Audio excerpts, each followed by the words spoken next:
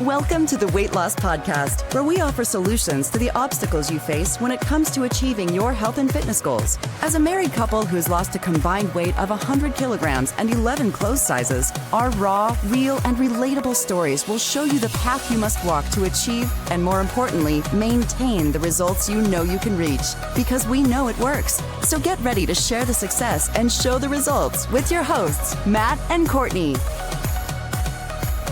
Hello and welcome to the Weight Loss Podcast. I am Courtney. This is Matt. I am Matt. Hello. And today is Q&A. Yep. So if you're new to the podcast, as we get to the end of every season, we just open the doors to questions from, well, now on YouTube, watchers, listeners to the audio podcast, members of the Facebook group. Yes. So we take these questions without notice. We have done literally zero prep. Yes. I'm going to read the questions out. Yes. And we're going to shoot from the hip. So try to answer them. Oh, we're going to answer them. I just can't. Your mileage may vary as to the quality of the answers, but that's also part of the fun for us. There's a lot of questions here. Oh, we're not going to hit all these in one episode. No, give me a two-parter. Oh, there's probably 5 episodes worth, but let's just jump straight in. A lot here. Shall we? Yep, let's do it.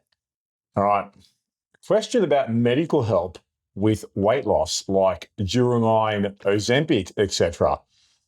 What are your thoughts about this? What are your thoughts on weight loss medications, Courtney? Because I got some. Is it just medications? Is that the question? I mean, they're both just medications. I'm guessing by medical help, we mean just medications. Yeah, the drugs, especially the ones that are hot now. Yeah.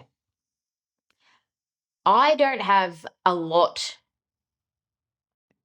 to give because I haven't actually done a lot of research into these drugs, and you know a lot more about them than I do.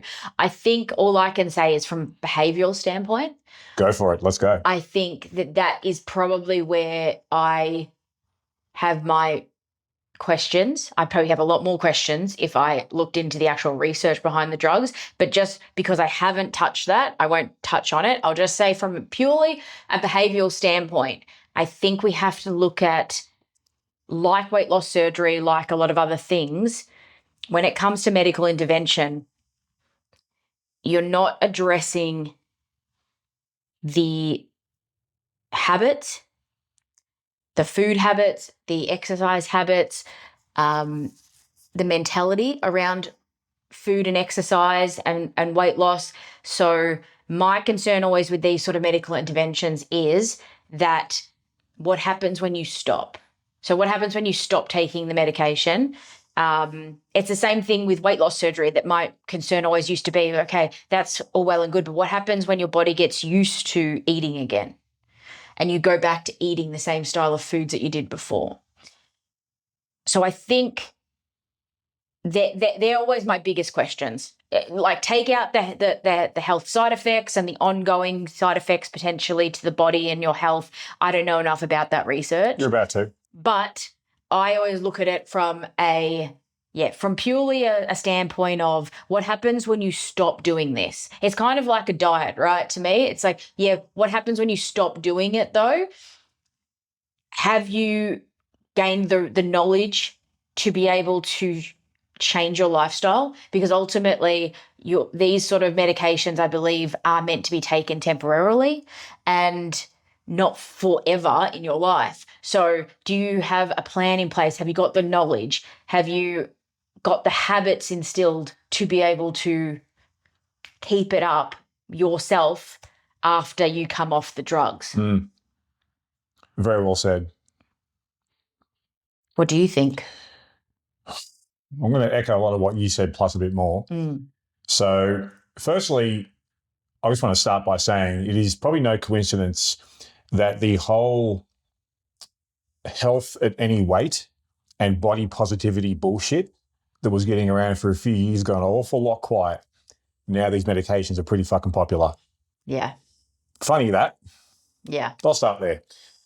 Second thing, there's more and more research now coming out, which to anyone who's remotely read on the topic of health, body composition, muscle building, performance, etc., there's more research coming out that is showing, which is no surprise, that these medications, you don't just lose weight, you lose muscle mass, which is an epic fucking disaster when it comes to actual improvements of health, performance, functional ability, immune system, body composition, body shape. Losing anything that has you losing muscle, a large percentage of muscle as a part of your weight loss treatment is the Titanic of weight loss methods. Just then the effect on your bone density alone scares the shit out of me. Yep. So there was just an article by even the BBC last week, which shocked me not at all, that is reporting the research of up to 40% of the weight lost on these drugs is muscle, which of course is no surprise because you're not eating and there's no discussion about exercise. So one thought I'd like to share here is that it's a prediction. It is inevitable that what's going to happen is these drugs are going to be given to people with the additional recommendation of you should probably do some strength training with this. Yeah. Which is going to be a problem because these drugs have been positioned as, well, it's the miracle. Take the drug, your problems are solved. Yeah. Here in the real world, it's not quite so simple. So I have a problem from that perspective, and I have a bigger problem than that. And that echoes what you said, Courtney. People go into taking these drugs with shit habits.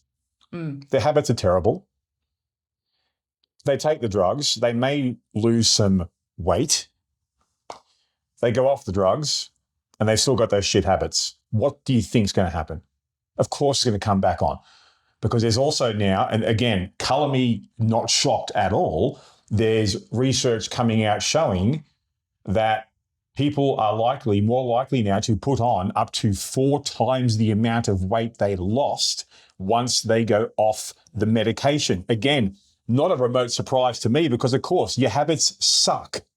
They sucked when you started the medication. They suck after the medication. The big problem I have with these sorts of interventions, they do not help you do the internal work. Yeah.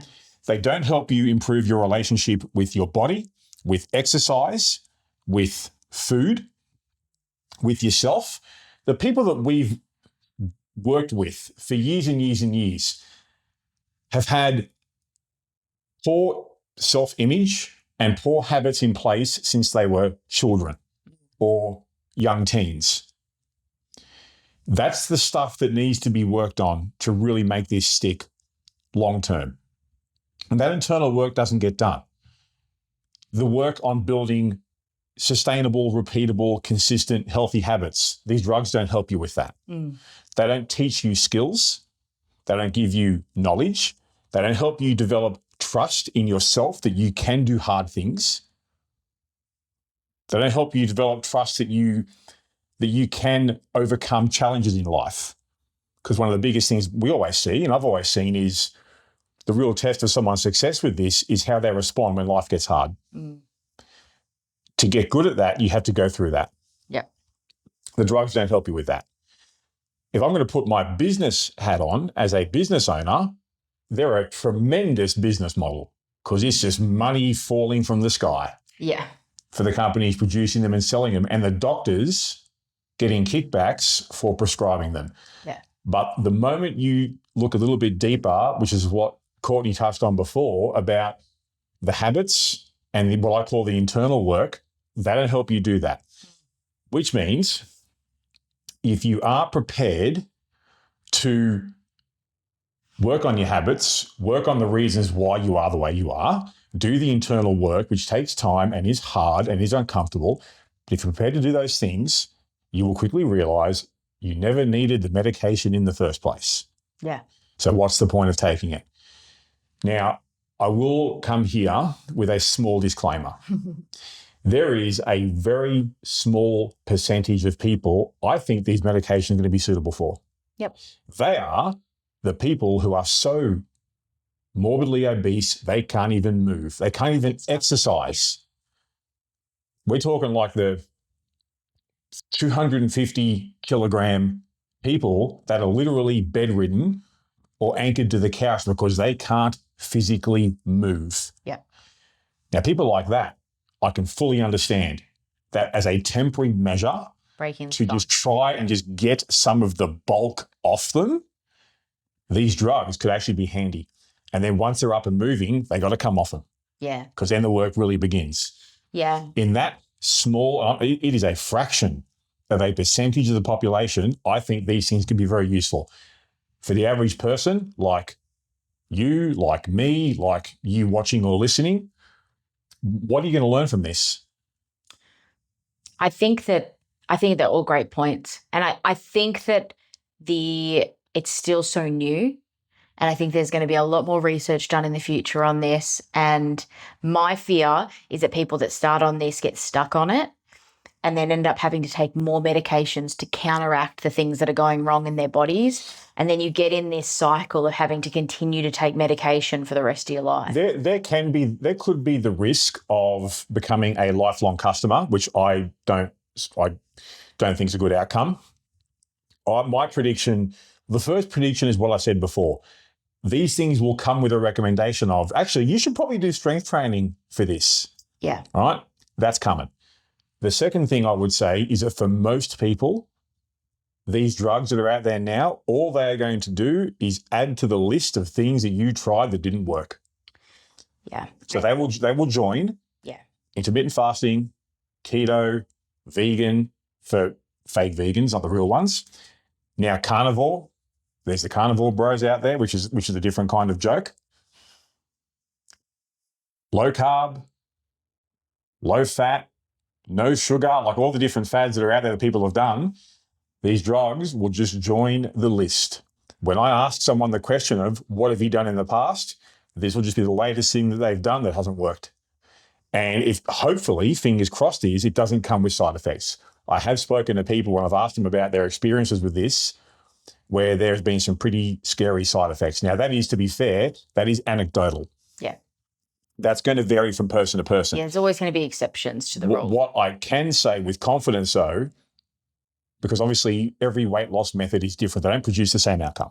If you've got someone who is on a heavily restrictive protocol where they are just eating less food and they aren't strength training or doing any sort of form of quality exercise, of course they're going to lose muscle tissue. That's what's going to happen. Mm. So if I were to have the conversation away from that small percentage that I mentioned of people that I think could benefit from this because they literally can't move, outside of that type of person, I think these things are bullshit. Yep. Let's move on because otherwise we could stay on this topic for a while. Next question. It could be never said unto itself, and it probably will be eventually because as more research comes out and a larger data set comes out of people doing this, you'll see. Yeah. All right.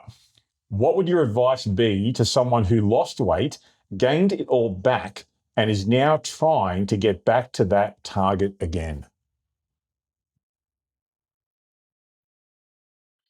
Gone quiet. Sorry.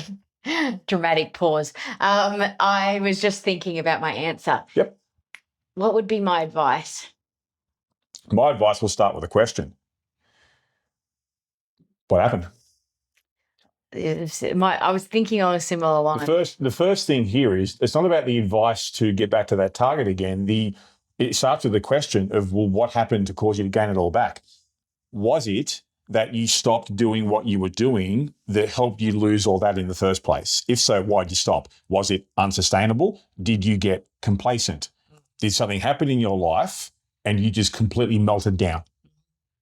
The actual advice will come after you get the answer to that question. Yeah. Why did this happen? Yeah, 100%. I think you have to analyze what helped you lose weight in the first place and then what sent you off track and made you gain it back again. and then the answer comes from there. And I agree. There's so many wildly different answers to that, which would then cause the change in advice. So as Matt said, if you analyze what allowed you to lose weight in the first place and then what sent you off track, if the answer to that is I couldn't sustain what I was doing in the first place, then my advice is find something better.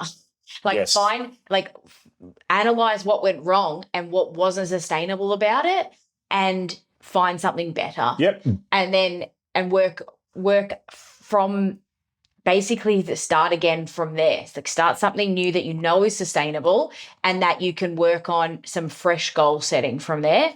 I think that that's wildly different advice to say someone who had a very sustainable plan and something went awry in their life.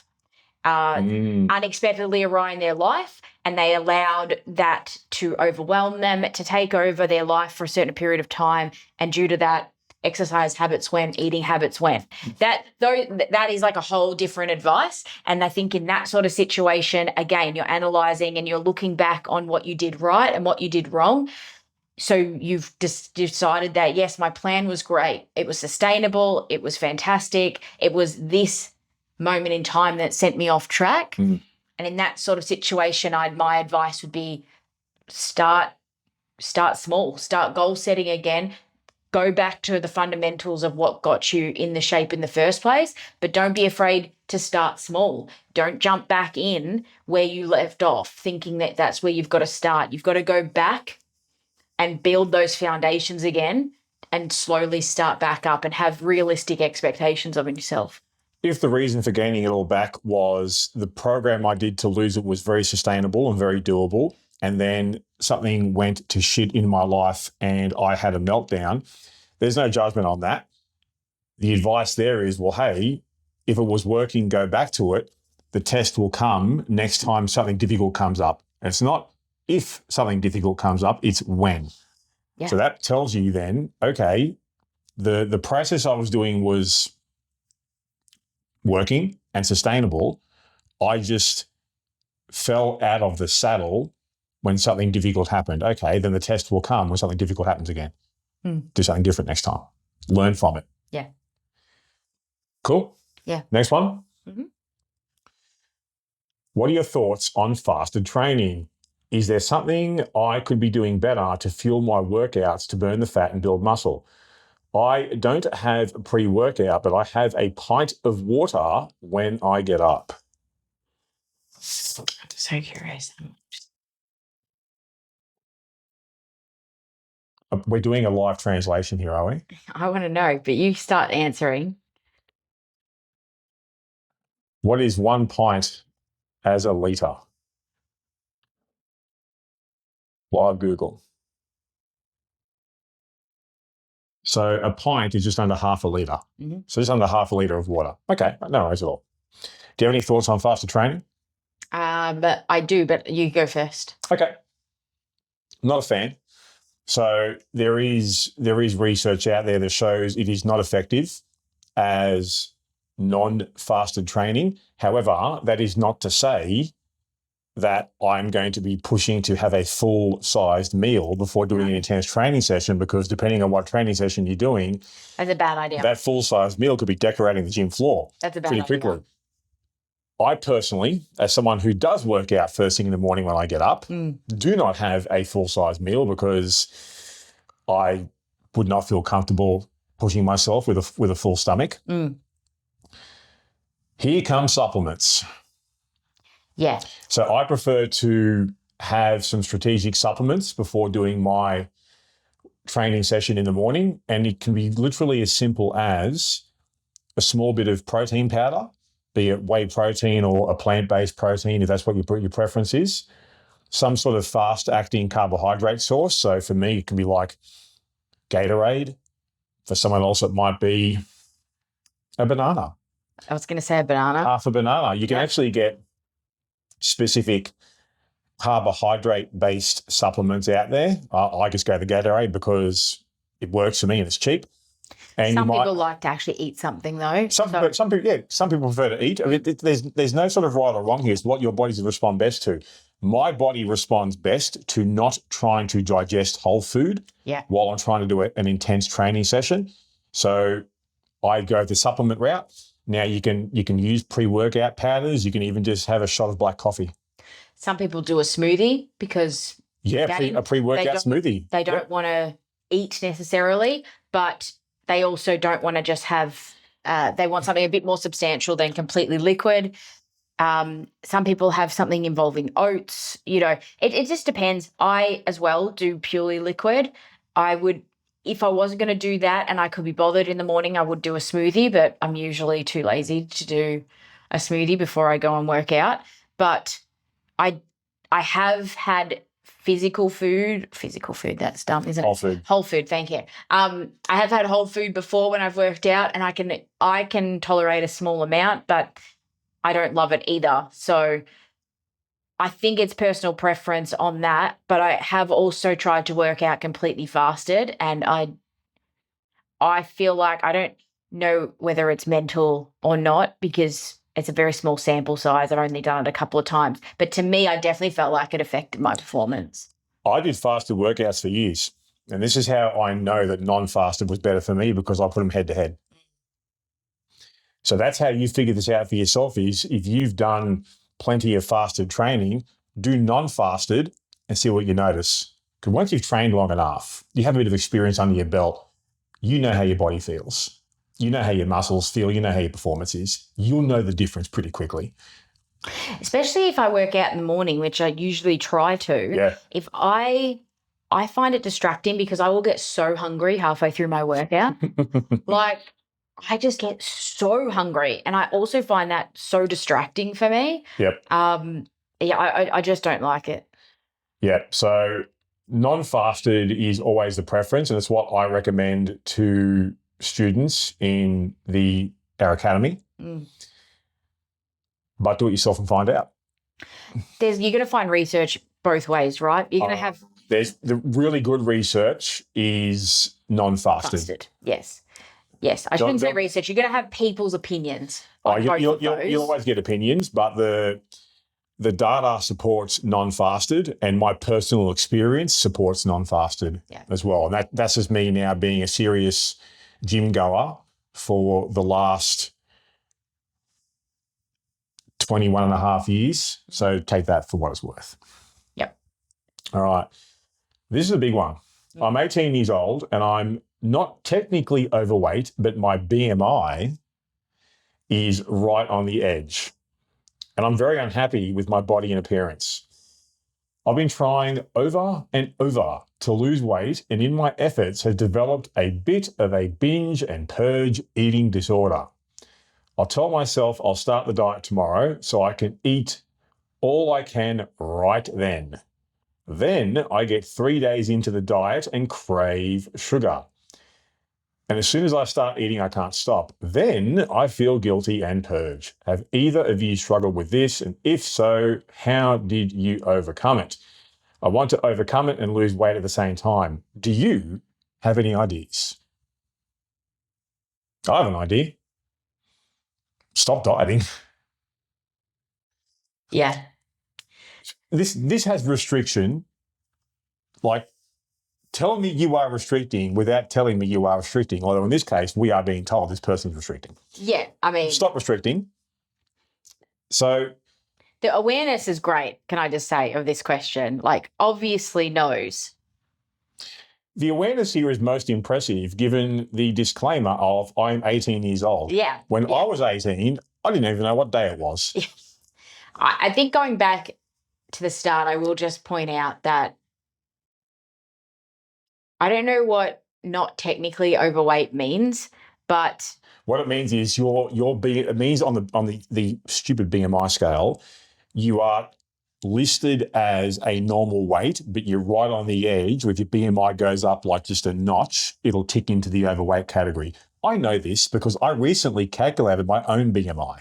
Are you obese? I am one little ball hair away from being obese in my current state. Yeah, I'm pretty sure I'm about the same. Yeah. Yeah. So I do it just for laughs. Just for the shits and Literally have to giggles. say, I'm pretty sure if I'm not in the obese category, I'm pretty sure I'm right on the marker Look at it this way. because I was last time I checked if I go and have a big meal, I'll tick over into the obese category as it sits in my stomach. I think that's the number one thing, but I think that the most important part of this question is I'm very unhappy with my body and appearance. If you're unhappy, you're unhappy. That is what we focus on. Yeah. So technically overweight, BMI, we can scrap all of that. It's about whether you are happy with your appearance and your body shape. And if the answer to those two questions is no, I am unhappy, then that is all we have to focus on. Mm-hmm. And so my first advice would be stop weighing yourself, stop looking at BMI, stop anything that involves having some sort of outside perspective on what your appearance should be. Your appearance should be what you want it to be deep down and what's going to make you happy. You mean like drop the number? Stop looking at the number? Stop looking at the numbers. Find something else, a goal, and it could be a number of a clothing size, but definitely your goal setting should never involve weighing yourself and definitely should not involve your BMI because clearly Matt and I are on the obese scale. So let's just stop that right now. I think in terms of the dieting, as you said, Matt, I have suffered from emotional eating over the years. I've spoken about that before. Most people do. Most people do. It's normal. Very normal. Very normal to be having these ebbs and flows where you are trying to diet, you're restricting yourself, you're falling off, you feel guilty for falling off. It's a spiral, and then we sort of come back around again. It is definitely a cycle, and it can absolutely continue. So I think step one is to recognize that you have that cycle and you've already hit that. So that's fantastic. I think from now, as you pointed out, Matt, I think now it's the point of looking at stop dieting. Like stop looking at the diets as the fix of this issue because it's not going to be. Now, to get a bit more in depth on that, especially where it's like, then I get 3 days into the diet and crave sugar, don't cut out the sugar because if you have a sweet tooth, trying to force yourself to eat foods that don't hit your sweet tooth is not going to work because this podcast is co-hosted by two sweet tooths. Okay. And we don't actually push against that. So this is where the topic of don't cut but replace comes up. So you start to experiment with more healthy choices that align with what your goals are, but also if you're a sweet tooth, those choices hit the sweet tooth. Yeah. Now this is where things like smoothie bowls with fruit or smoothies with various kinds of fruits just are absolutely amazing. Yeah. You can now these days in the supermarket, there's plenty of options for very low fat, very healthy protein puddings. Protein puddings, protein yogurts. Yeah, that can hit the spot as well. So I would just start by looking at things like that and just overall don't restrict, don't cut, but look to substitute and replace. We did an episode, it was a few seasons ago now, about the episode was called The Art of Fake Away Foods. Yeah. Don't ask me to tell you what episode number it was, I can't remember. We've done a gazillion of them now. But that is an episode worth listening to for this exact topic. Next one. Mm-hmm. What to do when you think you've injured yourself. I had my first serious injury last week and it threw me a bit in terms of what to do with regards to treatment, training and nutrition. I appreciate everyone and their injury will be different, but are there some general do's and don'ts? Yeah, there are. The first general do when you suspect you've sustained a pretty good injury is to go get it looked at. Yeah. That's the first do. Do go and get it looked at. Don't think you're going to muscle your way through it. Yeah, don't do that. As someone who has attempted that before in the past, can recommend not doing that. Oh, especially it involves major joints, back, shoulders, knees, things like that, hips. Always best to get it checked. I can share a story on when that backfired on me horribly. Mm-hmm. So it's coming up on 6 years ago now. I was starting to feel real sort of tightness and discomfort in the bottom part of my left bicep tendon when I was doing certain types of bicep curls at the gym. Now, I had this is only 6 years ago. Yeah. So I was well into my career, right? And this would happen every week at the gym. Now, disclaimer, I don't do much bicep work in the gym because you actually don't need to. No. It's such a small muscle area. Anyway, I was doing my bicep exercise at the end of the week, as I normally do. And then just over and over again, week after week after week, it would just start to get really tight when I was getting full extension in my left arm. Just the one side. Just my left side. And I ignored it. And I thought, this will work itself out. Said nothing to me about it, mind you. When Courtney found out about it was when I was doing a sparring session at the martial arts dojo I go to, when I, with my left arm, threw a hook at my opponent, and my opponent threw a straight right, and his glove tapped me on the bicep and it popped off. The tendon popped off like how a button pops off your shirt. Literally sometimes. snapped his bicep. Popped off. Yeah. The whole point of me sharing this story is what can happen when you think, it's nothing, I'll just power through it. And it may seem like nothing until it's something. And so the tendon popped off, full rupture, and then came the surgery to reattach it. Mm-hmm. Actually, this will happen after the phone call to you, like, hey, come and get me. We got a problem here. ED. Remember, we have to go to ED.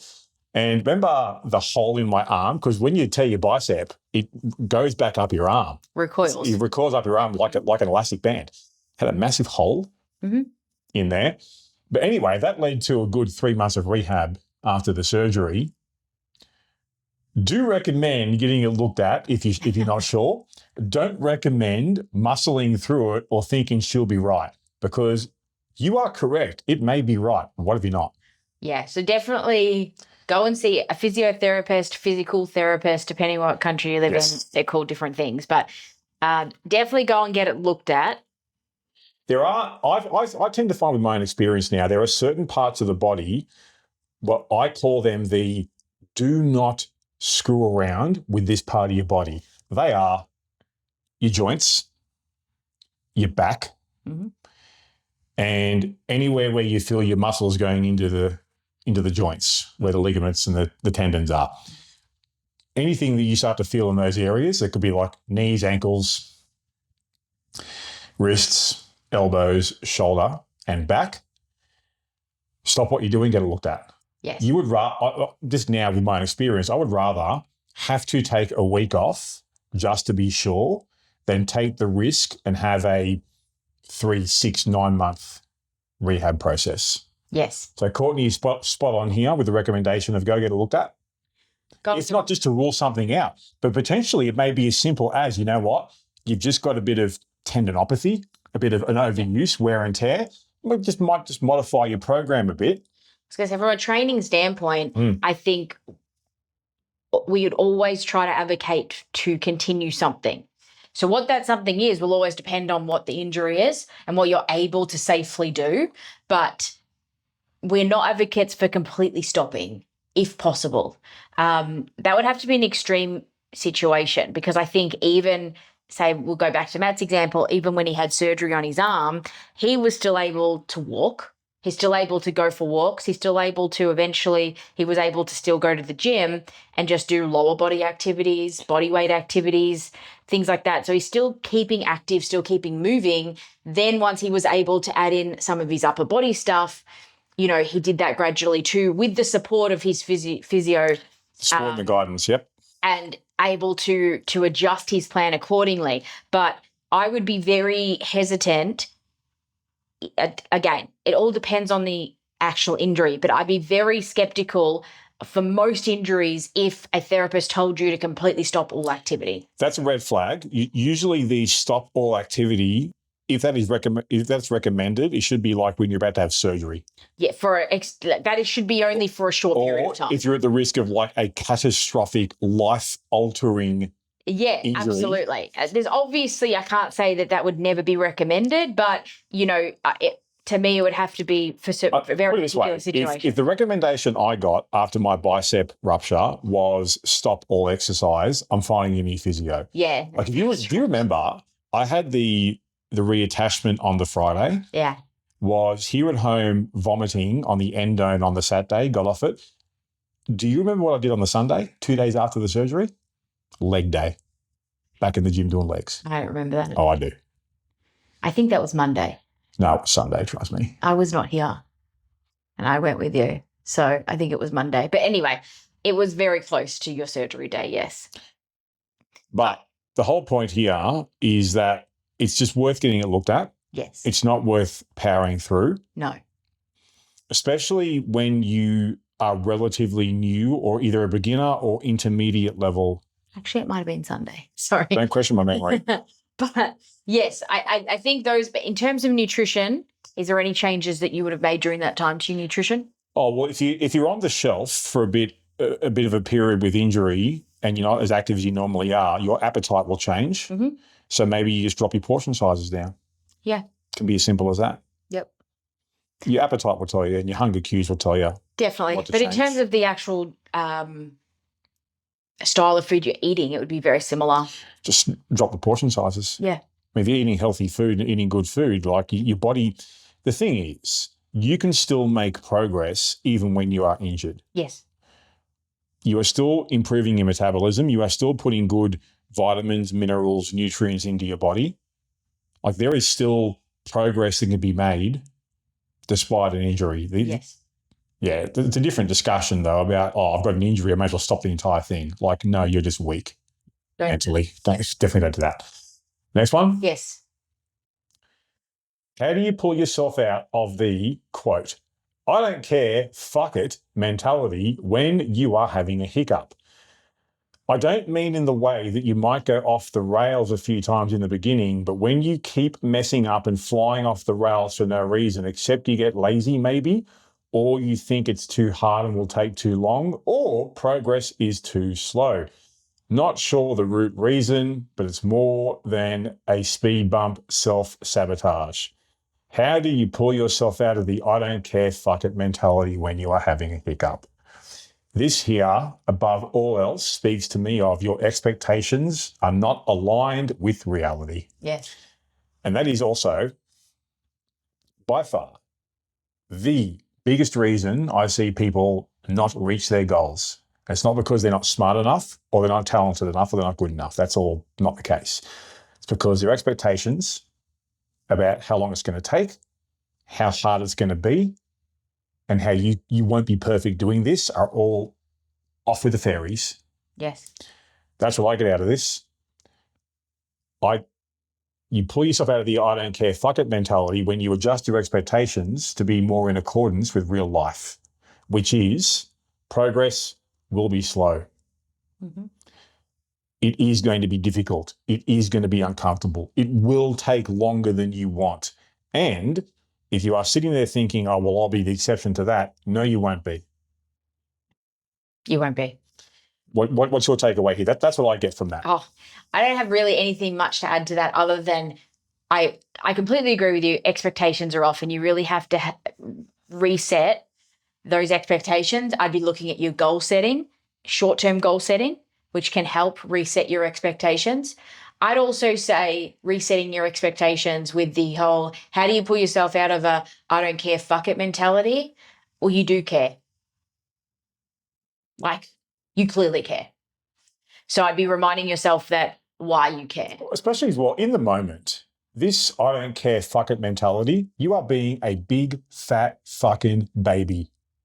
Pull your big boy or your big girl pants on and be an adult.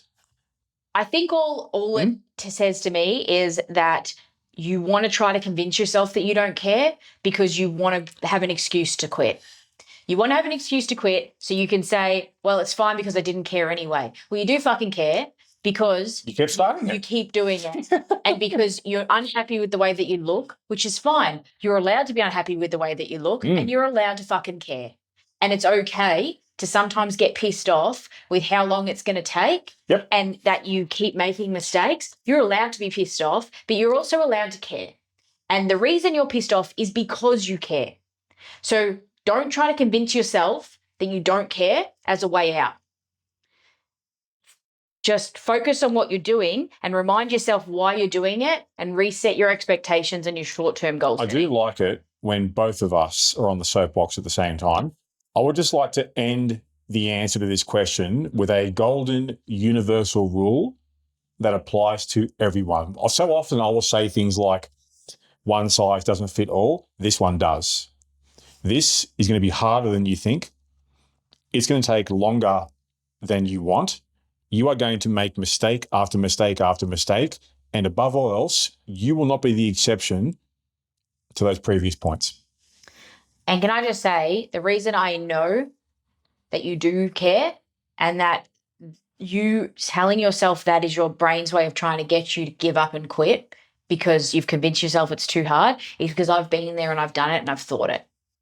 So it's okay to feel like that, but it's not okay not to learn from it and to try to get better. One for Courtney.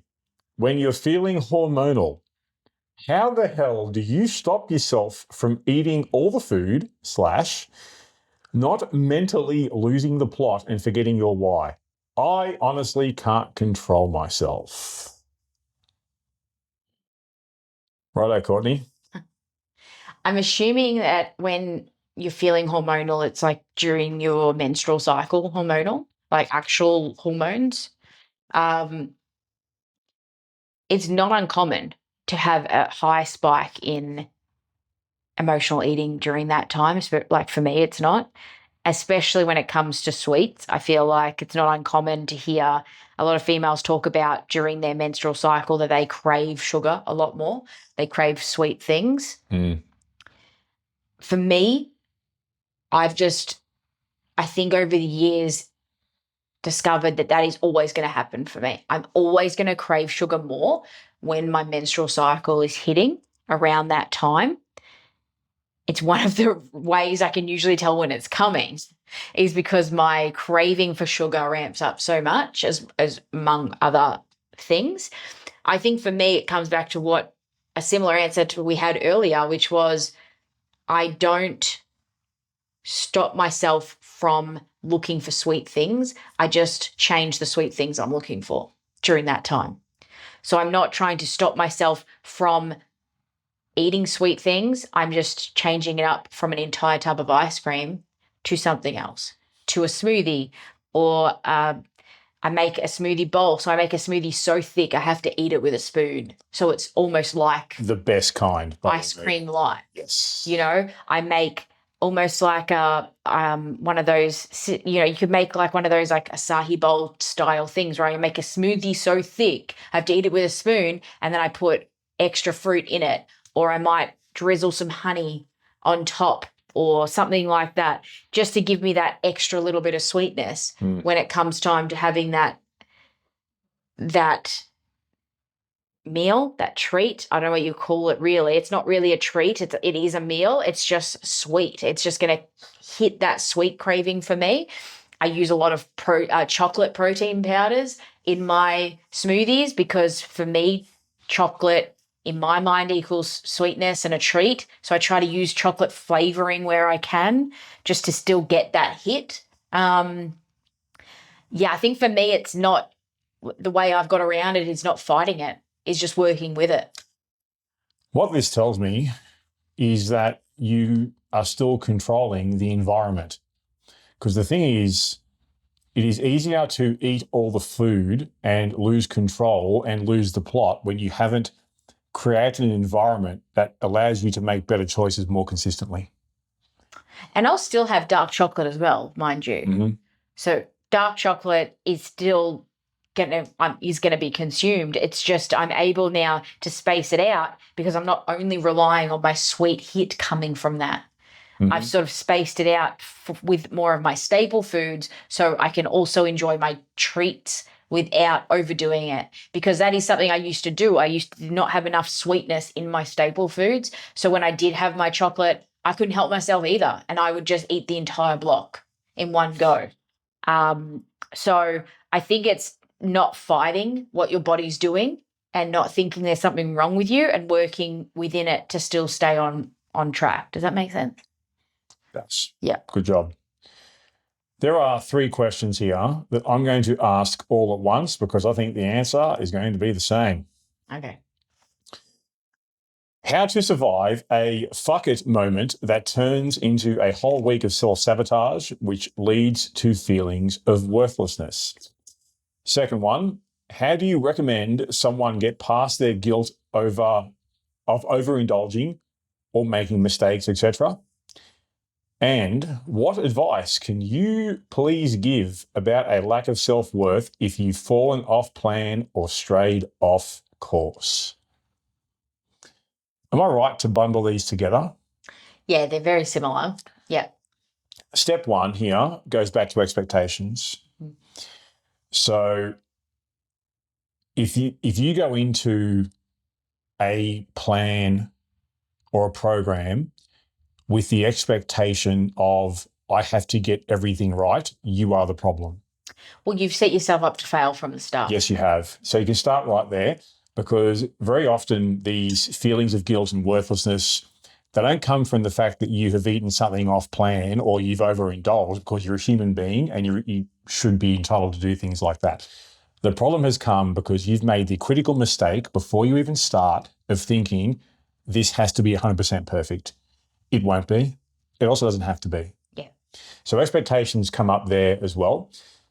The second thing I would say here is you can potentially look at the habit loop with these things. So if you don't know, the habit loop is a loop. Would never have seen that coming. And there are 3 parts to it. So this is how you can break down any habit, by the way. So the point of the habit loop is how can I program and reprogram habits at will? So the habit loop is broken down to 3 parts. The first part is the cue or the trigger. It's the thing that happens that sets off the next part, which is the routine. Mm-hmm. And the third part of the habit loop is the reward or the outcome. So let me give an example here. The cue might be, I have had a real bastard of a day at work. The routine is I'm going to go home and raid the pantry or the fridge, whatever. The reward is temporary feelings of happiness because I've just smothered my stress with food. Give you another example of a habit loop. The cue might be, I've woken up in the morning. The routine might be, I go to the gym. The reward is, I've got my workout done for the day. Yeah. Man, that feels good. 2 examples of the habit loop at work here. When you apply the habit loop to any habit or routine that you've got, you can start to break it down to those 3 components: cue, routine, reward.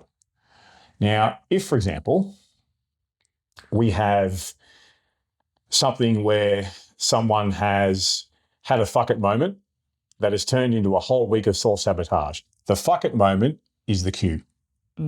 The routine is the whole week of self-sabotage. The reward, and it ain't no reward, is the feeling of worthlessness. Yeah. So where do we intervene here? Well, we might intervene. We begin by looking at, okay, what triggered the fuck it moment? Yeah. What was the cue? Was What there triggered- something that someone said? Was there something that happened in your life?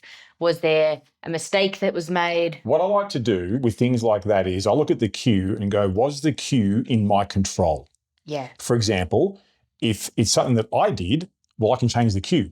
If the cue has happened because I work with a pack of assholes and I have to see these people every single day and I'm not in a position to change my job, well, I can't change the cue, which means I then need to go down the line and work on the routine and change what happens when I have a bad day with these fools at work.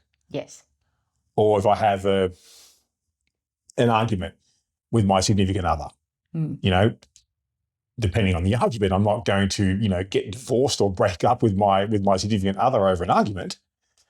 And sometimes that will happen as part of life. Yes. But that doesn't mean I need to turn it into a fuck it moment. Yes.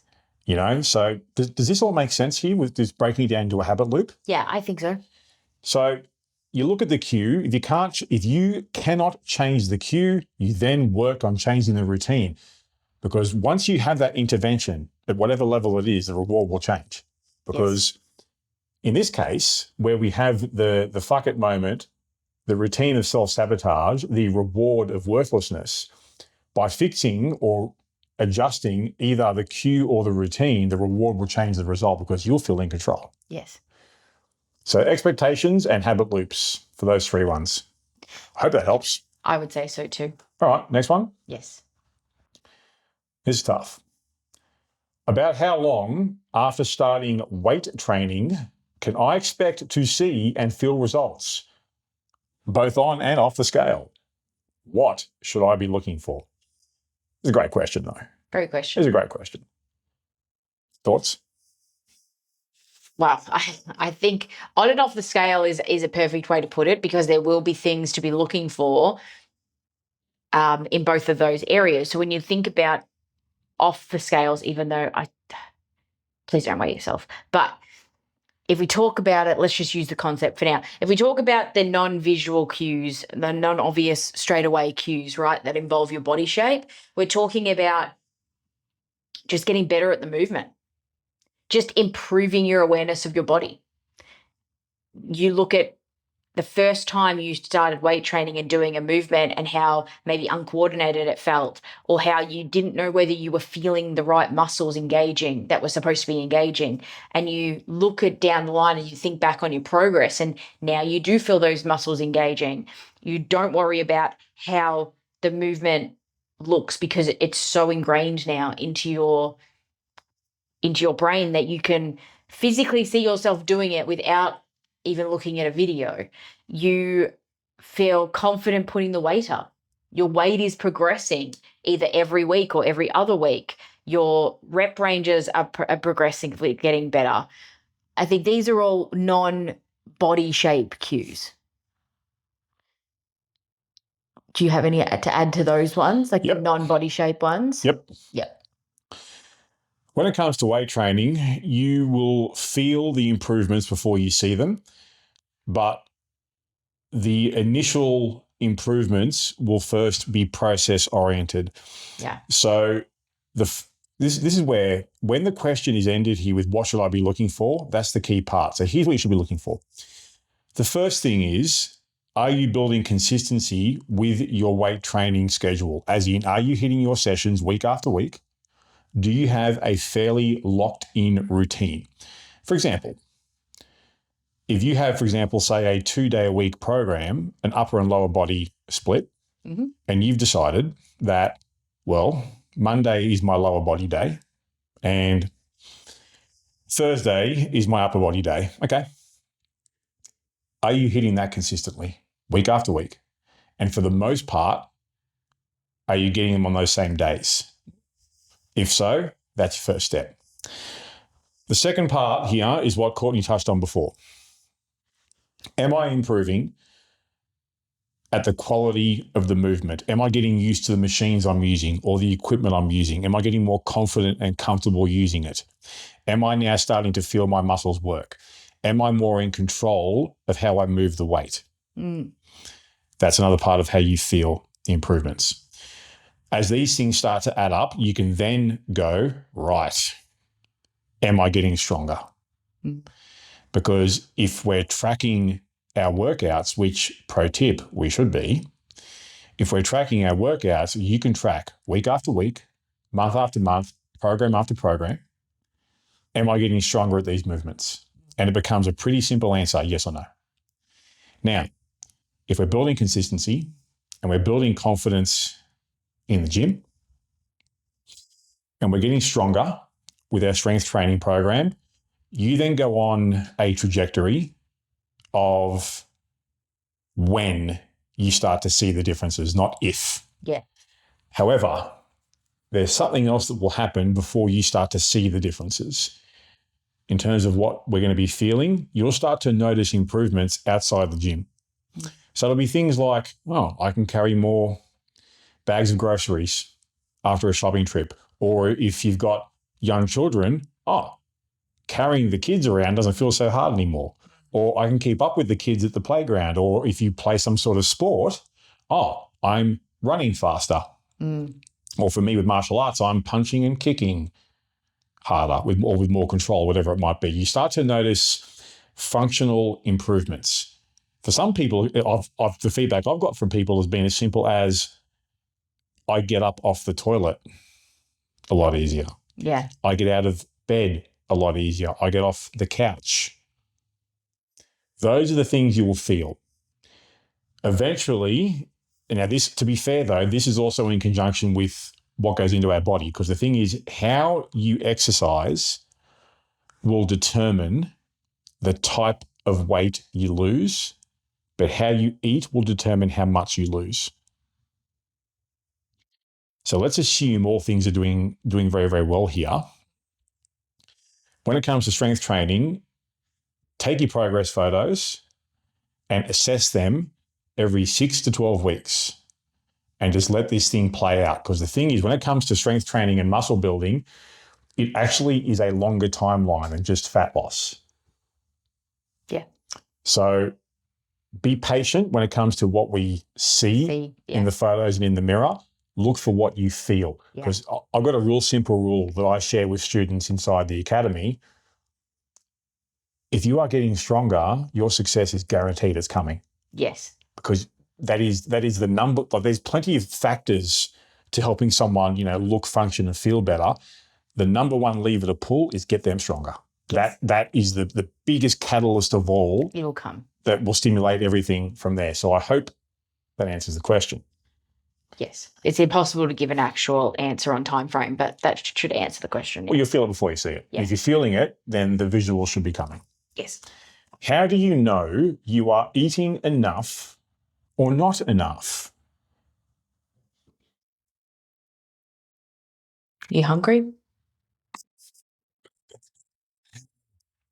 Are you hungry? So, yes, hunger cues and satiety is one key way. So with me, personal example here, how do I know if I'm eating enough or not enough? There's a few things I look at with my own body. The first thing is my hunger cues. It is okay, especially if we're aiming to lose fat. It is okay and it is expected that you are going to have hunger pangs through the day. That's part of knowing you are in an energy deficit without having to count calories, right? And understanding that those hunger pangs is not the end of the world. You can actually live, but there is a point where it becomes unreasonable. Yeah. If I am so hungry that I'm getting nauseous, that I can't concentrate, and that my energy levels are dropping, or my performance in the gym is declining, that's how I know I'm not eating enough. Yes. How do I know? Recovery's affected as well. Your recovery's affected, yes. How do I know potentially if I'm eating too much? Well, I never have any hunger pangs. Well, yeah. I guess that's a good point. Or I constantly feel bloated. Bloated, yeah. And sluggish. You have that constant, I've eaten too much feeling. Oh, you know when you've overdone it because it's as well. It affects your next meal, right? So if you're eating too much, you're not hungry when you should be hungry for your next meal. Yeah, I haven't eaten for the last 7 hours, and it's purely because I can't stand the thought of eating anything. Yeah, I think that's always a pretty good cue for me that I've overdone it, where it gets to a standard time where I would usually be eating my next meal and I'm not hungry.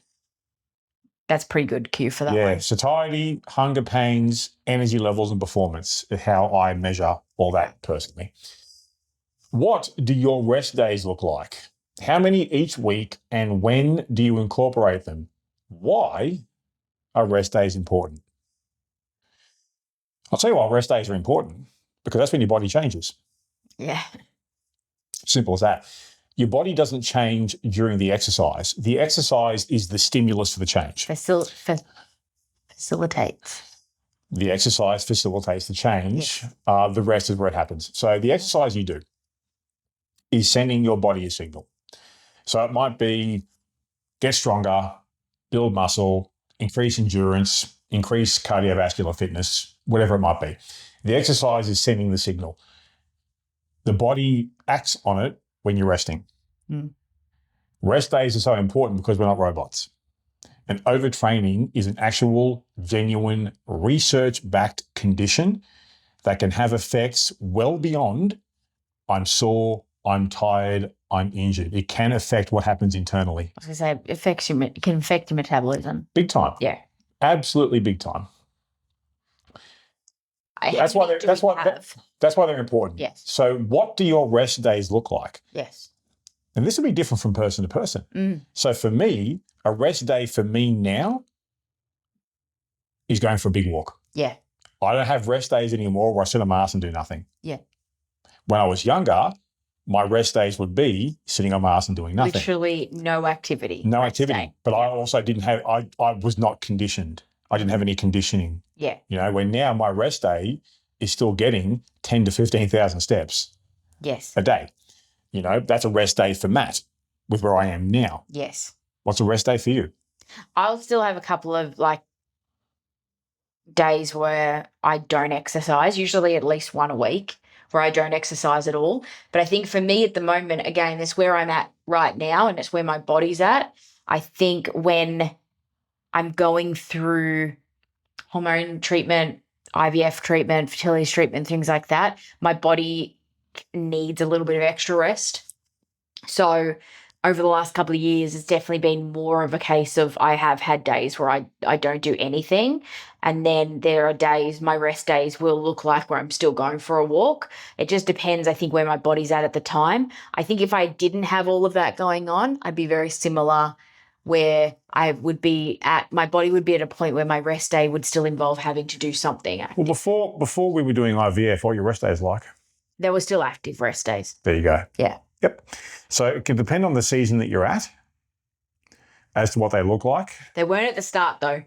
They weren't at the start. I was only exercising. I should just say when I very first started, I think I was only exercising 4 times a week. I had 3 rest days. Yeah, I had you doing, we first started on 2 days a week of weights, which we quickly bumped up to 3 because of how well you took to it. And you had a hard day on the treadmill. Yes. And that was it. But it was also because when you got someone who's first starting, you rather start with an effective minimum. Yes. So rest will change based on how you develop your experience and your conditioning. And it evolves. It evolves without impacting, because you're evolving with it, it's not impacting your recovery.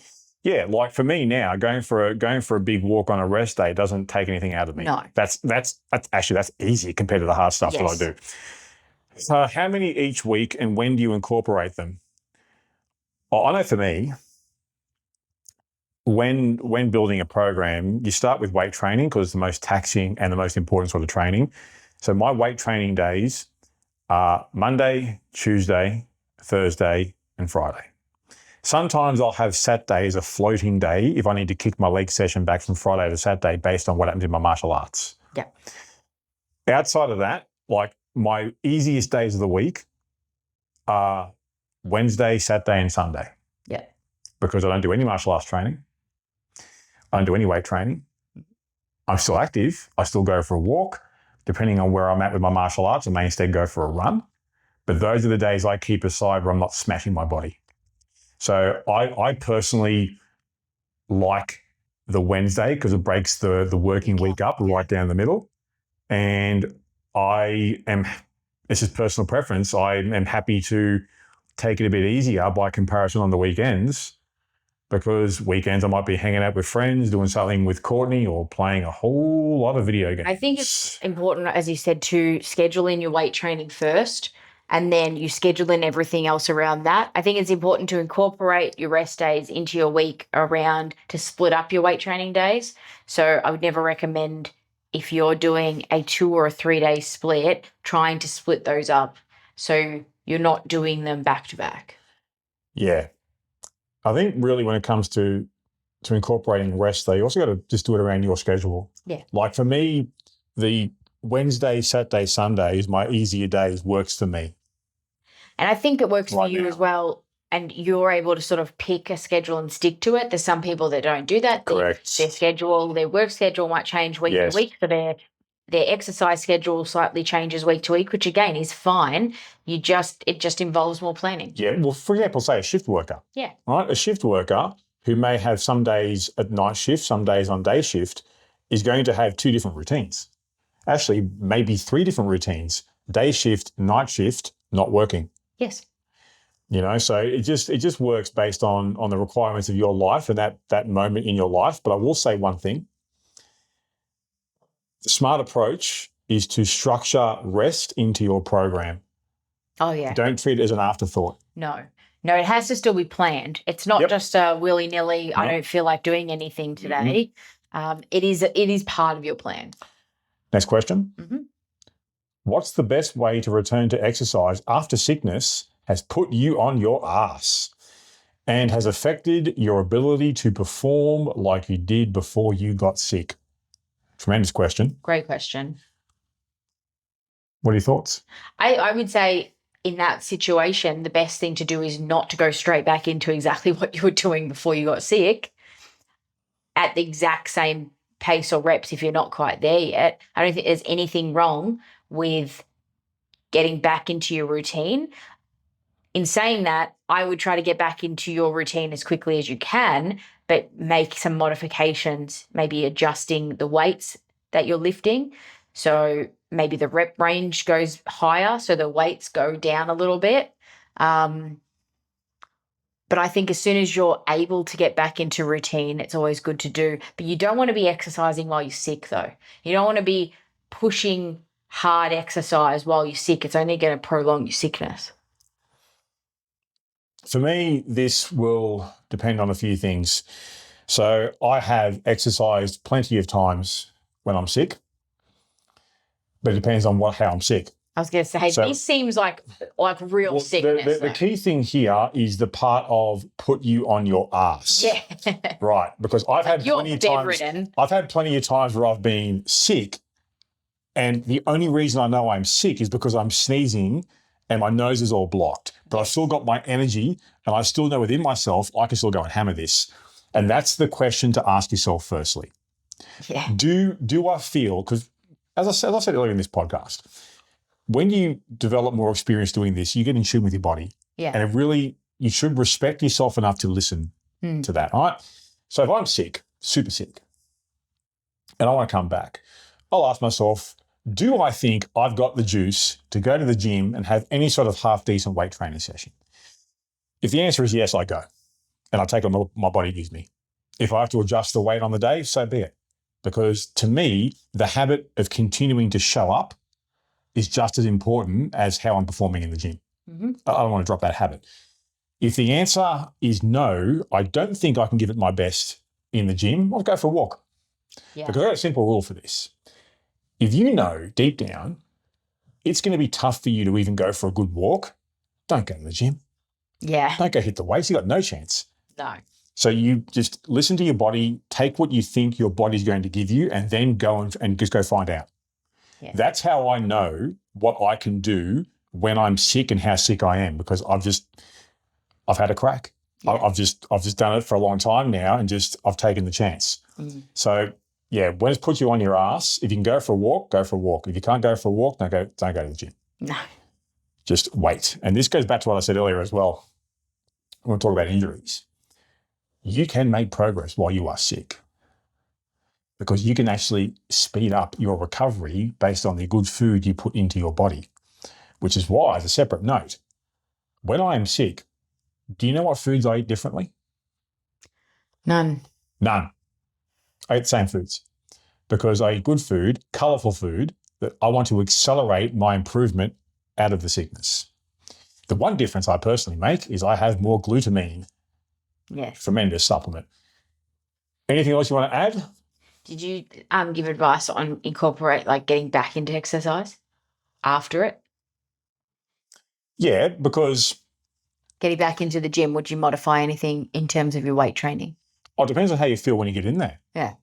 So I would go in there, and I do go, if I'm sick and I go in there with the same plan I've always got, and I warm up to what I would normally do. But I'll know pretty quickly, have I got this today? If I don't have it, then I'll just drop the weight. Yeah. Yeah, that's what I would do. You've just got to be adjustable and flexible and be okay with the fact that, you know what, today just might be a day when I'm not going to hit any PBs. We're not going. Yeah. We're not going to go. We're not setting records. We're not going to go Hulk mode here today. But however, I have continued the habit of showing up. I was going to say the win is being there, right? 100%, So the win is 100%. being there. Yeah. You're there. You are getting it done regardless. It's not a direct comparison here because I'm not sick when this happens, but I can give an adjacent example, right? When I do gradings for martial arts, and Courtney will attest to this, they add, especially the higher you get in the rankings, these gradings just wipe me out. They destroy me. And I still go to the gym up, like, the day, the morning after or the next day after a grading, and I walk in there with the expectation of today's not going to be a PB day. Today is just I'm getting here and moving my body, and I'll take whatever I can get. Yeah. So I've had plenty of times where I've done like a grading with my martial arts, and my next leg day has not been one I would put on Instagram. It's not one you go brag about to your friends, right? Yeah.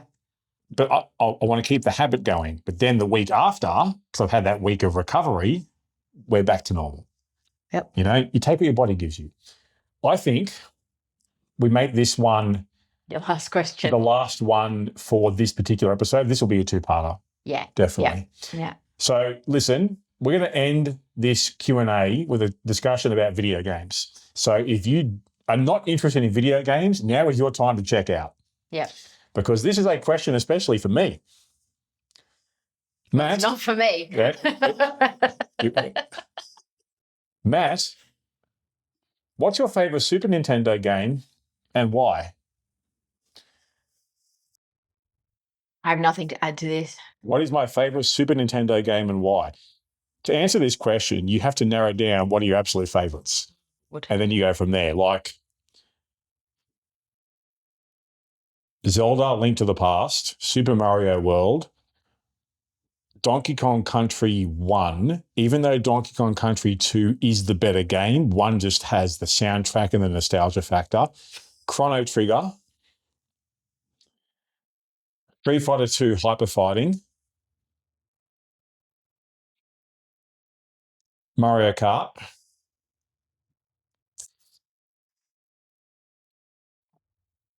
It's somewhere in there. You okay? Yeah, I'm fine. You sure? Yeah. Oh, geez. If I had to say my favourite, it's not the best. My all-time favourite is probably the original Donkey Kong Country. Chrono Trigger is the better game. Donkey Kong Country 2 is the better game. Mario World is way better. I just love Donkey Kong Country so much. The soundtrack is elite. I know, even now, I can go play it right now and speed run that game. What is the soundtrack? Isn't it just background music? Yeah, but it is top tier. Top tier. Is this like beeping music? Hey, here's why I don't talk about video games. My favourite would probably be Donkey Kong Country 1, but I will acknowledge it is not the best. Like as a platforming game, as I said, the second one is better. Super Mario World runs rings around it. Yoshi's Island is probably better. I just love it so much. I could just pick it up right now and just run through the whole game. I know where all the secret areas are on each stage. I can 100% that game at a moment's notice. Good. So the answer is Donkey Kong Country, but I will, if you come at me saying, oh, that's not the best game, no, it's not, but it's my favourite. Well, if you ask me what's the best... The question was your favourite. Yeah, if you ask me what's the best game on Super Nintendo, I will probably say Chrono Trigger, which is a role-playing game, and a Japanese role-playing game. It's as good now as it was 30 plus years ago. Good. What's your favourite Super Nintendo game, Courtney? Go. Never played Super Nintendo. Really? No. Not even Mario Kart? I played it on, what was the other one? Courtney grew up with, this is how you know the age difference here, Courtney grew up with Nintendo 64. That's the one. Which, now, if you're of that age... With the cartridge. With the cartridge, yes. If you're of that age, you're going to not like what I'm about to say. The Nintendo 64 was terrible. Yeah, I didn't play that often. Go play it now. Those games back then, there's some great games on that system. They have not aged well. In 2025, 2026, the Nintendo 64 is a hard system to play. Look, when I was a kid, I was never a gamer. even my brothers, because there's an age gap, by the time my brothers were teenagers, that was like the Nintendo Wii, and they had what was the blue box? The blue box. It was like a cube or something. GameCube. Yeah, that's the one. They had that too. Now, the GameCube, that was underrated. And I never played them. I never played even them because I just didn't care. You know, the tough question to ask me would be, what's the best Nintendo system? Okay. That's an episode unto itself, because it's like, is it the Super Nintendo or is it the Nintendo Switch? Is this like an intro into your new gaming podcast? So it might come off of this. I could, yeah. Anyway, Well, let's watch out for that. So Donkey Kong Country is my favorite. No, it's not the best. I love it so. I'm just a big ape, and I love playing with big apes. Love it. We're going to wrap it up on that. So this is, probably part 1 of Q&A. Yes, part 1. I hope those questions and answers have been helpful to you. If not helpful, at least entertaining. Yeah. And All right, let's go. Intro, I hope you enjoyed Matt's intro to his new gaming podcast, which will be released soon, where all he does is discuss old games and what he loves about them. What would you call it? I don't know. Tell us. Tell us what you think Matt should call his new gaming podcast. Old dudes playing video games. That implies there's going to be more than one of you on the podcast. I want to do it by myself. I'm not doing it. I clearly can't do it with you. You are not invited to a video game podcast, my love. Would love to help, but Right. I'm useless. We're out. Yes. See you for part 2. Bye. Are you ready to share your success? Head over to our website for full access to our show notes, resources based on today's topic, and links to our Facebook group so you can share your story with our hosts and many others out there who are looking to achieve and maintain their health and fitness goals. You can find all that and more exclusively at theweightlosspodcast.com.